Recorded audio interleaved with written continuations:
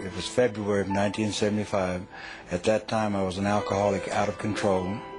I was also using recreation drugs, but primarily alcohol was my drug of choice. And I totally was out of control.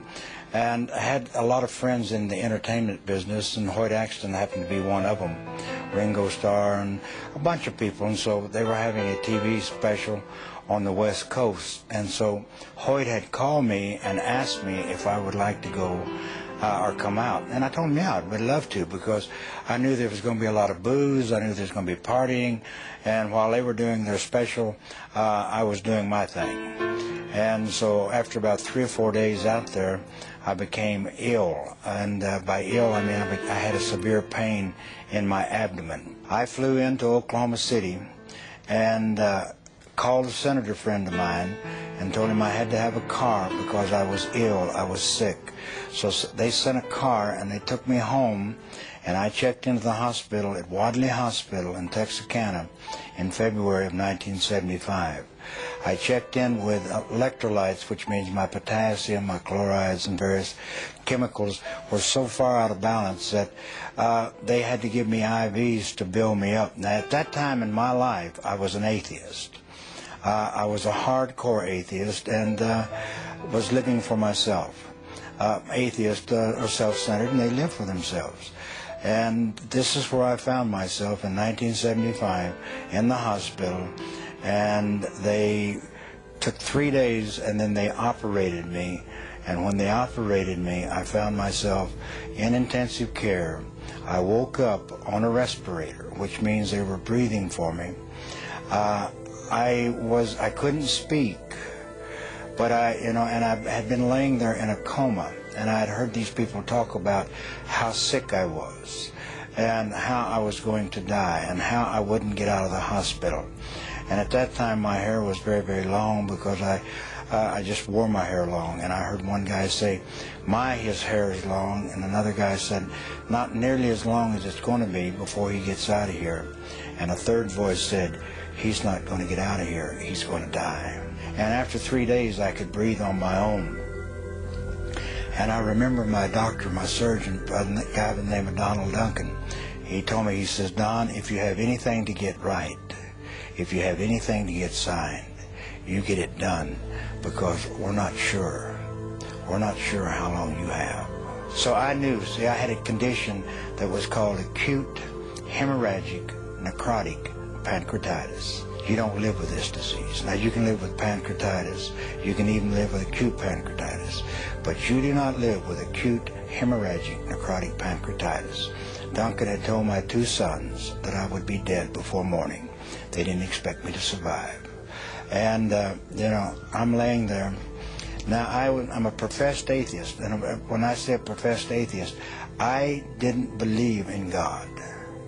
I believed in the power of the universe because I'd seen it. I'd seen it, life and death. As a physician, I dealt with life and death.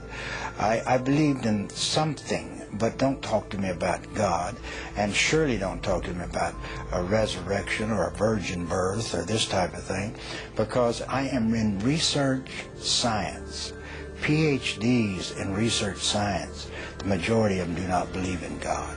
They do not believe in a supreme being. They believe, and they're beginning now to believe that there is order in the universe, because as we get farther and farther along, we see the order. But I was an atheist. Now see, it's very easy to be an atheist when you're successful. You have worked your way from Oklahoma welfare to being one of the most powerful men in your part of the country, one of the most powerful men in the state of Oklahoma in relationship to political. It's very easy to be an atheist when you have done all of that. A man can sit back and say, I don't need God. What is God? But it's very difficult to be an atheist when you're laying on your deathbed, because you begin to think, what if these people are right? See, there'd been one man by the name of Ron Short that has stood between me and the gates of hell. One man that had witnessed to me about the love of Jesus for 5 years before I became ill. One man. And, I would debate him, And I liked him because he did what he said he was going to do. I mean, he was the only one that I saw that professed to be Christian, that lived what he said he was going to do. And so I really respected him. I didn't believe what he said, but I respected him. But when I'm laying on my deathbed and knowing that I'm going to die, guess who I thought about? I thought about, what if Ron is right? What if there is a heaven and a hell? And so the most immediately, the most pressing thought in my mind is, how do I get saved? What is saved? What is saved? How do I get saved?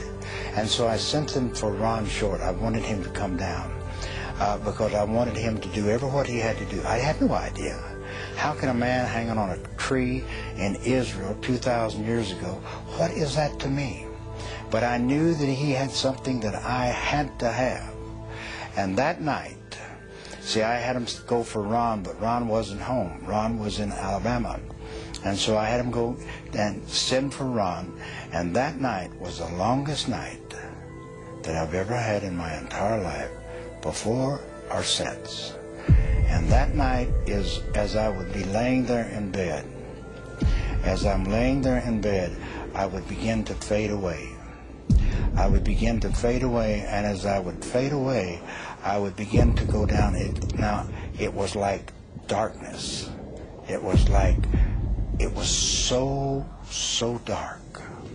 It was like the very darkness just penetrated into your very, very being.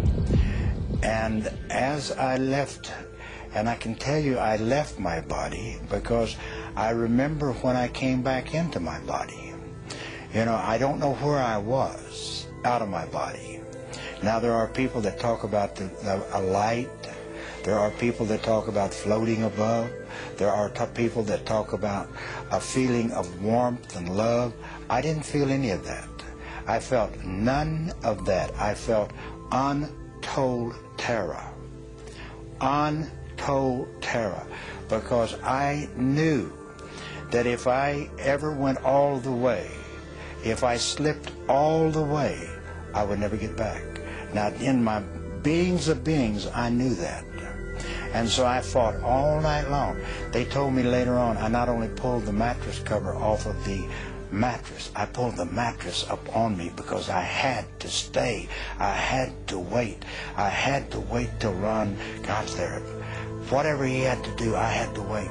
But I would, again, and then I would leave, and I would be going down like a deep, deep, dark terror. Now, my skin began to get cold. And that's not like cold when you walk out into the air. It's like bone chilling cold in my lower extremities. And you can feel the coldness begin to come up the legs. And again, I would begin to leave. Now, and I would be in that darkness, and I'd be in that void. And I remember one time entering back in my body, because when I entered my body, it was like, just like that. I felt my body thud. My physical body thud when I entered back in. Now, believe me, that is the most horrifying, terrifying experience that I've ever encountered. And I fought all night long. And the next morning, somewhere 9:30, 10 o'clock, in came Ron. And Ron came in and he says, Dr. Whittaker, what do they say is your chances? I said, Ron, they tell me I have none. He says, now's the time.